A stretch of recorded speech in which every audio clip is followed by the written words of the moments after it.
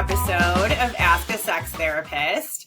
And today we have another sex therapist, which is also fun. I feel like I've had so many episodes where I don't have another sex therapist on here. And we have a few in a row, which is fun. So today we have Naomi Rawitz, who is an AASECT-Certified sex therapist and sexuality educator, and an EMDR certified therapist. At her practice, Rawitz Counseling and Wellness, Naomi is passionate about helping people work through disconnection in their relationships with themselves and others. She specializes in providing individual and relationship therapy to adults who are hoping to address concerns related to sexual wellness, sexual and gender identity, relational wounds, burnout, self-esteem, and emotional regulation. Her clinical therapy practice currently serves residents of Illinois, Michigan, and Florida. Outside of her therapy practice, Naomi teaches yoga nidra and introduction to meditation classes in Chicago. So welcome, Naomi. Thank you for being here. Thank you so much. And thank you for having me. Yeah, I love your background. Sort of the whole holistic thing was sort of my therapist identity before becoming a sex therapist. And I think sex is just so holistic. So. Oh, absolutely. Our relationship with sex is not so different from our relationship with a lot of the other things that we deal with in our lives. It's emotional, it's spiritual, it's physical, it's relational, right? So yep, all absolutely.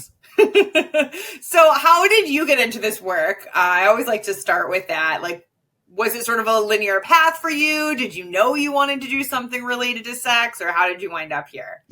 So I shouldn't say always, but from a young age, I kind of knew that I wanted to be a therapist. Oh, cool. And yeah, the route into, and a lot of that had to deal with just getting a lot out of therapy as a young person and just sort of naturally falling into that place amongst my friends and family where I was sort of a go-to person for a lot of emotional issues. And it's just a place that I had a lot of passion. And the pathway to sex therapy was kind of interesting. I was fortunate enough to have a mom who was very forward with sexual education and helped fill in a lot of the gaps that I was missing in my formal education at school, which I know most of us have had some gaps in our formal education. It's so rare that you hear that. That's amazing. Yeah. So it was sort of this thing where I became a person that friends ask questions to. And then suddenly I was like, wow, this is really gratifying to get to talk about this issue that so many people feel fearful of talking about or just are missing information. It's nobody's one person's fault, but we're just missing information. So we're made to feel abnormal or spend tons of money on products that are supposed to make us normal or healthy or all these sorts of things. And really we're just missing some basic education. So sex therapy kind of naturally came out of the things that I already enjoyed talking about and helping people with. Okay. So what was it like growing up with a mom who was pretty forward with sex education? Like, was it still awkward? Because you're like, okay, mom, just stop telling me all these things. Or was it just like, no, it had always been a comfortable thing in the household, so it wasn't weird? Definitely some awkwardness, definitely some feelings. And I feel like she tried to not shove it down our throats or anything like that. So I feel very lucky about that. There were just these moments where I'd be reading a book and I'd be like, what does masturbation mean? She'd be like, oh, well, this is what it means. And this is what it can look like. And I was amazing.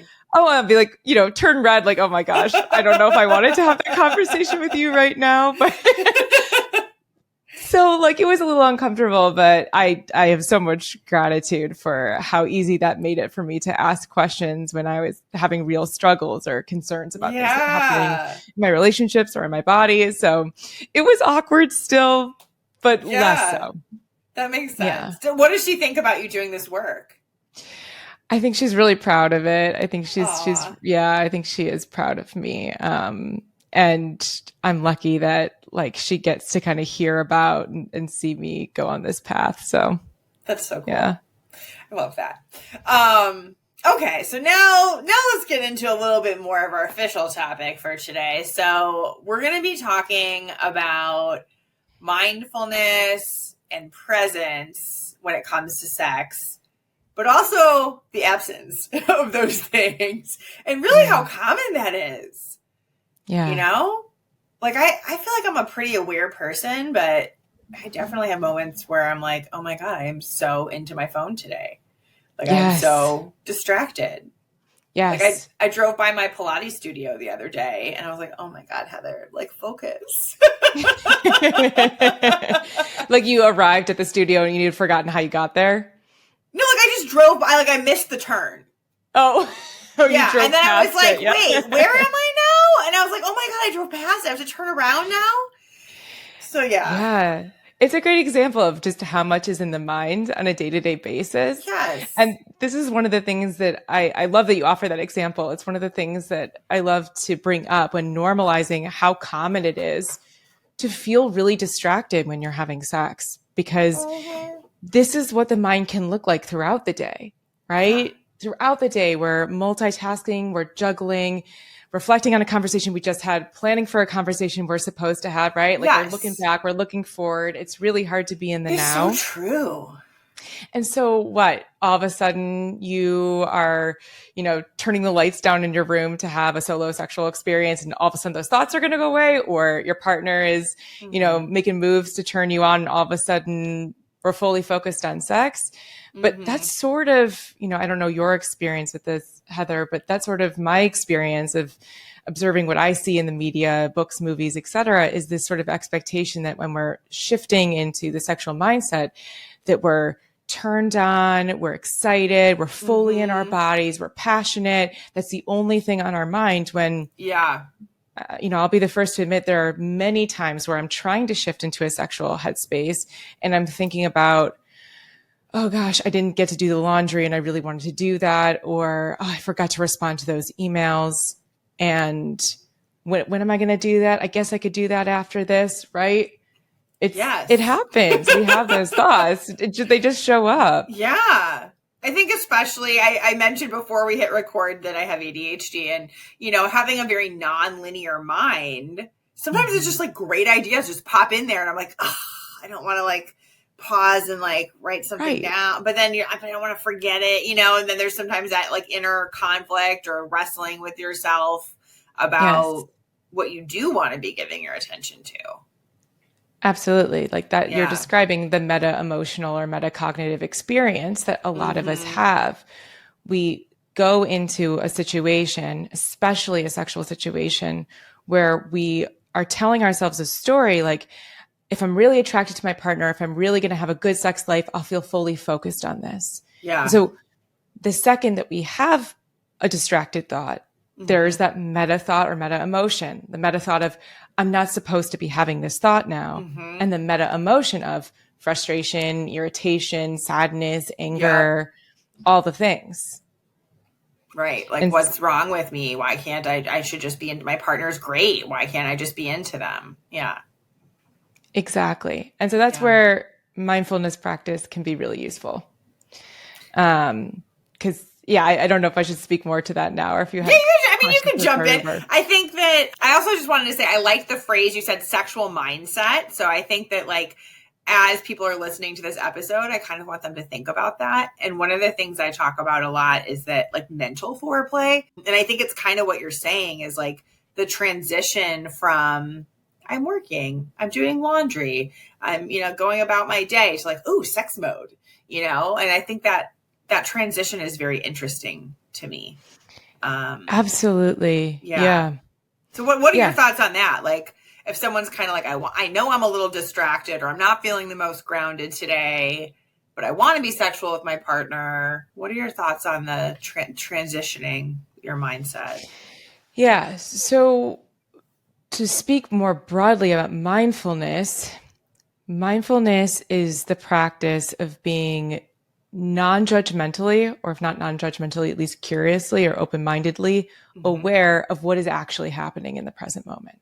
That's what it is. And so I think mindfulness gets conflated often with feeling calm, feeling zen, feeling clear-minded. And while those emotions or states can come from the practice of mindfulness. That's not actually mindfulness. Mindfulness is it's a verb. It's a doing. It's an exercise of bringing awareness to what is happening as non-judgmentally as possible.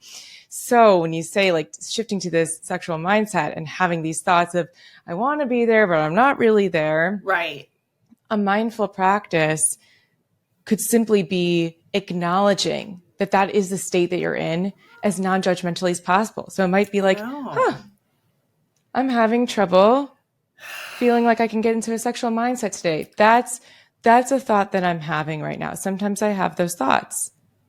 And we just pause with that, right? It doesn't make the distractions go away. Right. And we're not labeling it bad and we're not saying, oh, what's wrong with me? We're just like, oh, just noticing this is present. Yeah, this is present. So I can likely expect that I'll have some distracted thoughts when I'm trying to feel sexual. And we just lower the expectations of feeling perfectly centered and embodied in all of these sorts of things. We just say, yeah, mine seems to be wandering a lot today. That's what's happening. Yes. Okay. After that, there's all this space. There's space here to say, is there anything I want to do about that? But we can't get to the doing until we are truly compassionate and patient and just acknowledging it as a reality. Does that make sense? I like that. I like what you're saying because it's kind of like this idea of almost like, let me just be present, check in with my mind and body and see where am I at to kind of have that awareness going into a sexual encounter. Like I know for myself, if I'm kind of like, oh, I'm a little all over the place, or I'm a little hyped up today, or I'm a little, whatever is going on with me, that it either tends to be that or like, I don't want to get off the couch, but, and we'll get to the polyvagal theory, which will address that, but I know I'm not alone. And yeah, so just knowing that, being like, okay, so I know going in, this is kind of what's going on with me. And I even think that's something we can communicate to our partners if you're having partnered sex. Yes, I'm so glad you brought that up. That's like one of the many things we could do. One thing we could do to lower the pressure temperature or just to accept the reality of what is true right now is to share it. And if you are having a partnered sexual experience, saying, hey, I just want to name that my mind is just all over the place right now. So I'm feeling a little distracted, but I'd like to try to have this experience with you. Yeah, I agree. It's intimate to do that. And that's kind of the point. Yes, right. Yes, that is kind of the point. It's kind of the point. Like there's a deepening of affectionate love, erotic love, when we're able to be vulnerable, be emotionally naked, not just potentially physically naked, if that's important to you. I love that. And that's, so my coaching method is called the Pathway to Passion. And the first section is all about emotional intimacy as a foundation. And you can have, sex that's not very intimate, I guess, in some ways. If you skip that emotional intimacy part and you're like, let's just do the physical intimacy part, you can. It's just going to be more fulfilling if you do it the other way, So I encourage people to like be a little brave. If you notice me and Naomi talking about this and you're kind of like, oh, cringe, that sounds so hard. Just notice that non-judgmentally within yourself. Notice what it feels like in your body. And I think one of the ways I look at these things is like data points. It's like we can appreciate these mindful moments as data points. It's like they allow us to learn something about ourselves, Absolutely. Yeah. It's yes. And I love the framing of it as a data point, right? Versus like the full story. Sometimes, especially when it comes to sex, sexual wellness and identity, people start to get in their heads. They're like, oh, I've been distracted the last 10 times I've had sex with my partner. I must not be attracted to them. Or our sex life must be broken, right? Like these huge stories. Instead, it's just a data point like, there's a trend. We're seeing the trend, but there's lots of different stories we could tell about that data. Yeah. So say more about that. Like, how does this idea of like, we all have stories about the data points correlate with the mindfulness? Yeah. So what mindfulness asks of us, right, in this huge demand to be non-judgmental, which is why I say mindfulness is a verb, not a state. It's a doing. It's hard. It's an exercise, right? Judgment in essence here is pretty much anything that's qualifying the experience. So you said earlier, it's not about it being good or bad. It just is, right? And so when we think about this idea of data points and storytelling, the storytelling is the qualifying it as good or bad. It's an analysis, right? It's like, this is happening because of this, and that is good or bad. Doesn't say we can't do analysis. We can't get to that part of doing where we're thinking about the why, but it just starts with some like really basic compassion, some really basic patience. I love the word welcoming. Like if I'm opening my door to friends coming over for a party, like I want them to feel welcome, right? And so it's the same thing with our thought processes here with these different data points. Like I've been feeling really distracted, like come on in. Welcome to the party. Like you're feeling distracted. You get to be here distracted one. We're going to sit down with you probably at some point and get curious about what's pulling you away from the moment and if there's anything you need to come back to the moment. But the paradox of mindfulness is that when we welcome in all of the noise, we name it, we see it, there's a data point, there's a mental event, there's an emotion, they tend to get less erratic and loud. That's the paradox, right? So the less we fixate on whether something should or should not be there, is good or bad, the more likely we are to just be. We're going to get the thing that we're, kind of looking for by accepting. Yeah. And so you're starting to get into the IFS stuff. So my listeners, if people have listened to many episodes, they've heard me talk about IFS. But yeah, if anyone's new to IFS, do you want to give them just a brief little overview? Yeah, IFS, Internal Family Systems Therapy. It's one of many research-based modalities of therapy that basically helps us understand ourselves and our relationships to others by seeing our internal world is made up of lots of different little parts of self. So they could be little different personalities or habits of the mind. So a distracted part or an analytical part or a grieving part, right? So it can be any and all emotions, any and all thoughts. But in essence, IFS is a way for us to understand our internal system and help us from within find our full adult centered self that can tend to and create space for all of these little parts in a way that feels more harmonious. Yeah, that's beautifully put. It's extra fun talking to you because there's not a lot of certified sex therapists. There are also IFS therapists. Like I feel like there's like a handful or two of us probably in the country. So that's pretty cool. It's making me think we should collaborate more. I love it. I know. So stay tuned, everybody. There may be future collabs coming. But I do think it's so worthwhile and effective and helpful to kind of like look at our sexual system through a parts lens, because I think it helps people get to a place of mindfulness and welcoming, to realize like, absolutely, this is just one part of me and it's not all of me. And it might even be because we have a lot of parts, just for anyone who's wondering. It's not like you have two or three. There's a lot of them in there.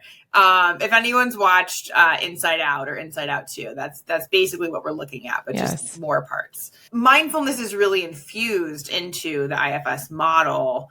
And so what you're talking about welcoming, like I often use the word befriending, like we're befriending our parts, but it's the same thing.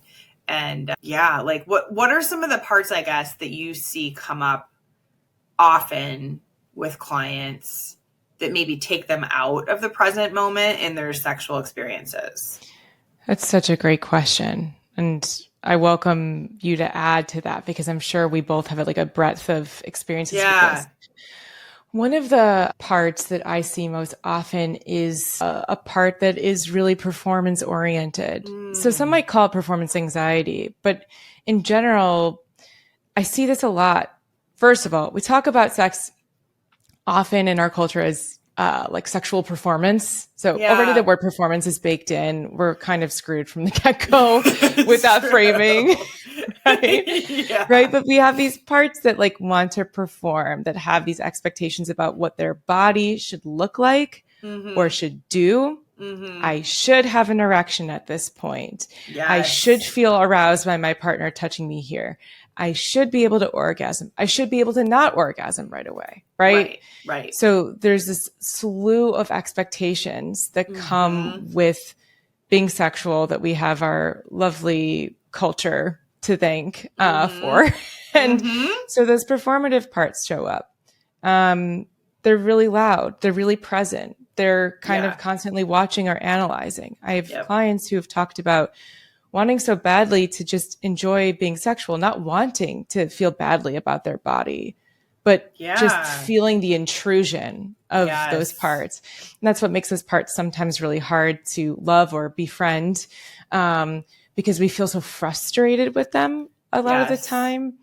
But often, as you know, Heather, the more we spend time befriending these parts, getting to know them, the more we learn about what they actually need to be able to relax back and trust that we can have a good experience even without them, monitoring our body positioning or, monitoring what we sound like or monitoring what our genitalia are doing or not doing in the moment. Yeah.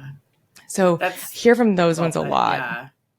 That for sure. I do too. Yes. So I think that encompasses like a lot of what I see is sort of pressure and anxiety. And I think what you're saying about the performer part kind of encompasses that, the idea of should and a lot of people I see, they're pretty self-aware, and realize my partner's not pressuring me, but there's just that built-in stuff. And I mean, even though I do this work and I've done so much healing work on myself and blah, blah, blah, I'm so aware, I still have that stuff pop in, Yeah. Thank you for sharing that. Yeah.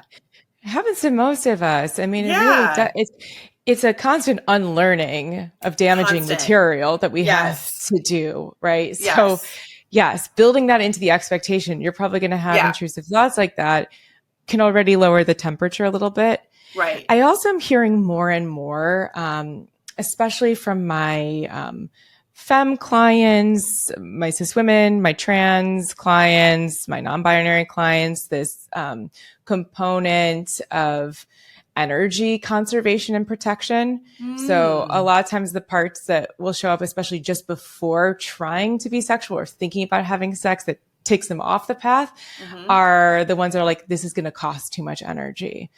I'm already exhausted. Do I really have time to have sex? What if I can't get my body doesn't want to have to get into a place to be turned on. I don't want to do that work, right? Like this sort of energy shows up, right? That's like, I don't want to do this, or I think it's going to be too exhausting, or it's going to get in the way of doing other things.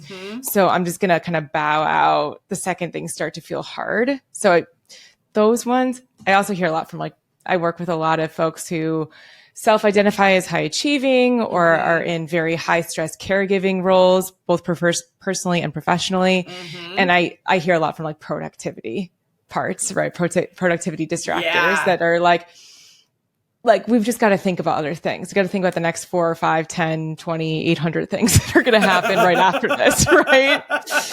Those show up all the time. I'm just picturing spreadsheets going through their head of everything they're supposed to be doing.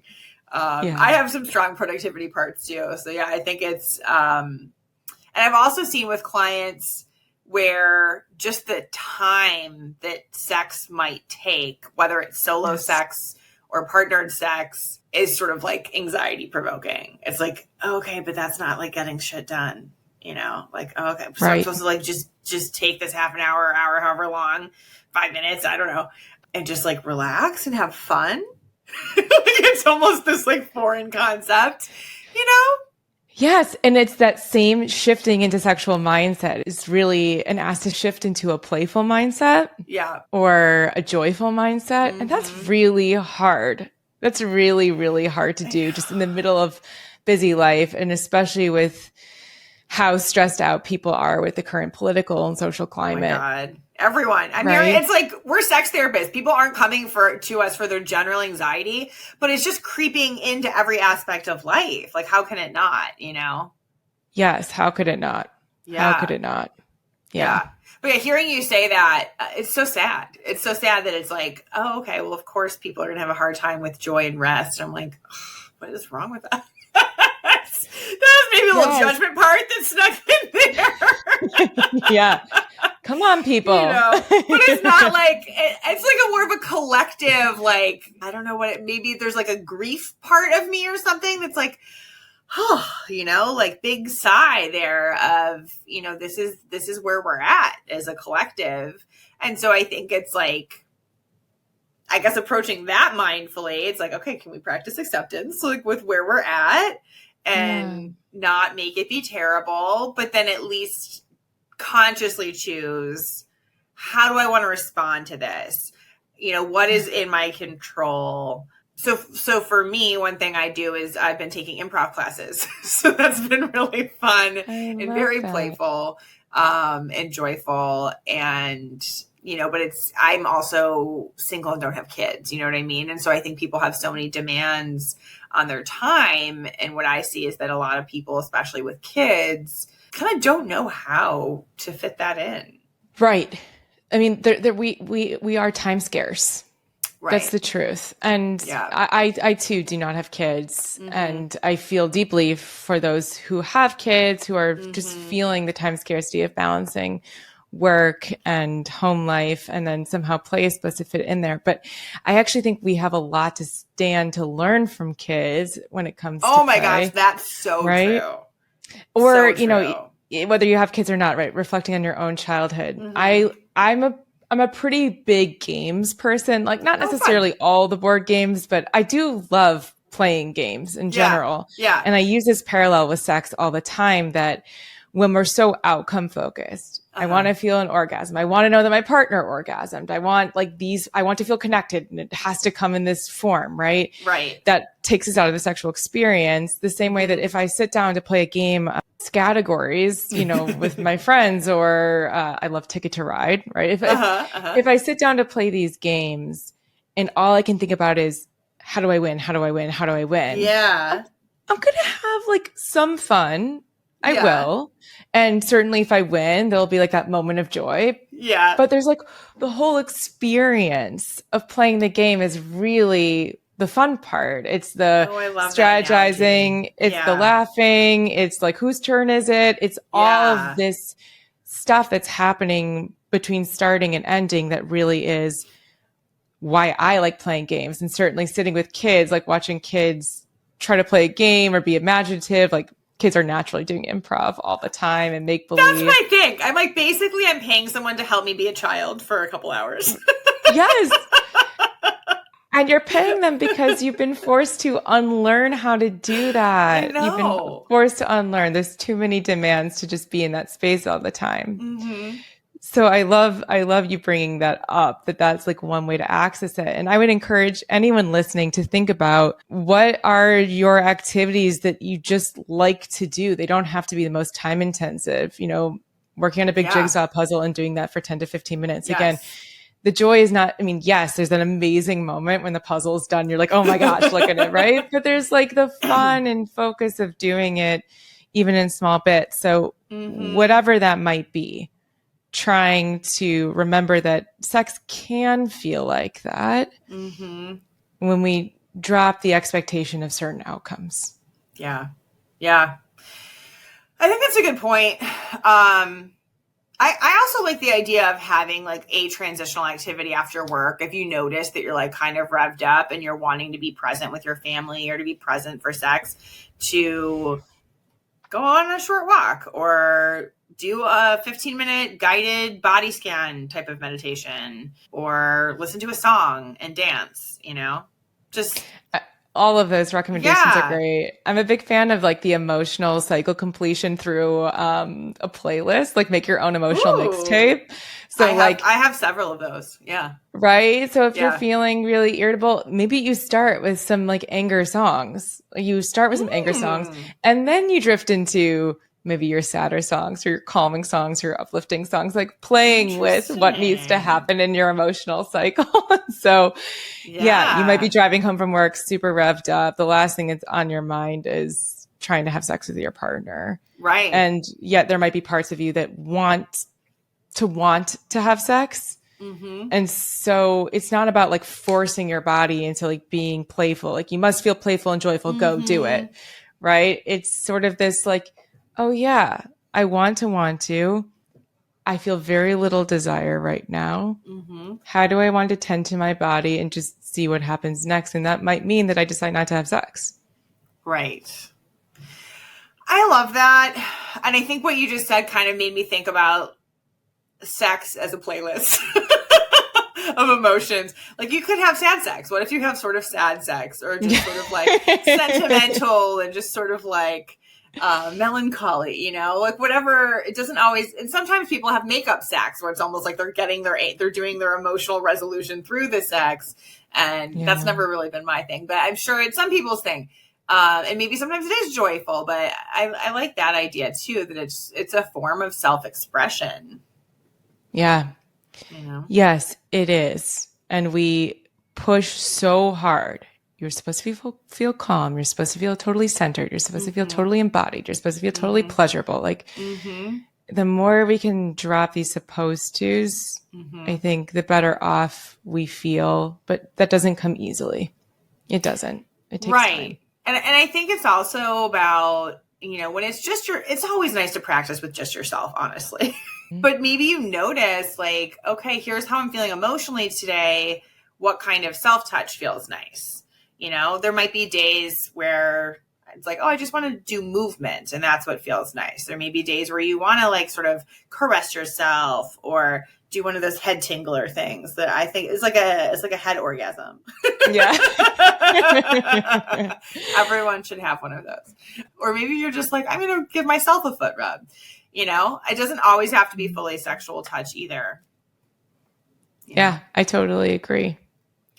And I see a lot of times, because you were talking about almost like the work of sex you mentioned with some clients. And I think what I see with people is when they're wanting to connect, but they're not in a fully sexual mindset or they're physically tired or whatever it is, they're afraid to do any touch because they're afraid that their partner is going to want it to lead to orgasm or to penetration, and they know they're not really up for that. And so I think that's also important in terms of the mindfulness discussion, that when you're being mindful and there's no like right or wrong or prescribed way to do it, you have infinite options. Yeah. I mean, you're opening like this Pandora's box of rich sex therapist like material. I feel when you talk about this exact dynamic, I've felt it myself. I see it all the time. So there's the story. If I receive or lean into this touch from my partner, it means they're going to get more aroused, and that means it's going to demand something of me. Yes. Like that's a story that we could spend like 5 podcast episodes, like, you know what I mean? Like unwinding, right? I know. And exploring where that story comes from and what that's about. I mean, what is the pressure inside to have to do something about your partner being more aroused? Like, why is that a dangerous thing? Right. Why is that your responsibility? Yeah. Like, right. Maybe them being more aroused is a reminder to you that you want to feel aroused, but you don't, right? Like there's just so much there. And then there's also this piece that you're talking about, which is like the anticipation of not wanting it, the story ahead of time. They're going to get aroused and I'm not going to want to do those things. Well, that's I mean, that's a powerful story. What we know from Lori Brotto, who is this awesome sex therapist that has done so much research on mindfulness for sex. In fact, her book's called Mindfulness for Better Sex, or Better Sex Through Mindfulness, rather. We know that our issue with feeling arousal psychologically is more often an issue of not having not enough turn-ons, but having too many turn-offs. Correct. Right? Yeah. And so one of the most powerful turn-offs is the story that I won't be able to feel aroused and I won't be able to get there. Yeah. It's a really compelling story, and it comes from a real place for many people. Many people are drawing from real experiences of wanting to feel turned on and not wanting their partner to feel sensitive to rejection, wanting to feel some type of way and just not feeling it. Right. Or perhaps more seriously, having experiences of trauma and not feeling able to back out of those, right? Yeah. We draw this story from real experiences, and that story really precludes us from being able to get turned on because we're so sure we're not going to be able to, or it's going to cost too much. It's going to take too much effort. So yeah, where mindfulness fits into that, it starts with acknowledging that story is a story. Yep. Oh, I'm telling myself that story again. Well, here's why, right? We can spend lots of time in therapy exploring why we're telling ourselves that story, where it comes from, the fact that it's probably not in entirety a fiction, or maybe it's very true. And do we want that to still be the story? And if we don't want that to be the story, or if we're curious about the possibility that won't be the story, what could that look like in that moment? Like, it might look like saying to that, if we're using IFS, to that part of self, like, I hear you. There's a decent chance we might not want to have penetrative sex. In fact, we might already know that.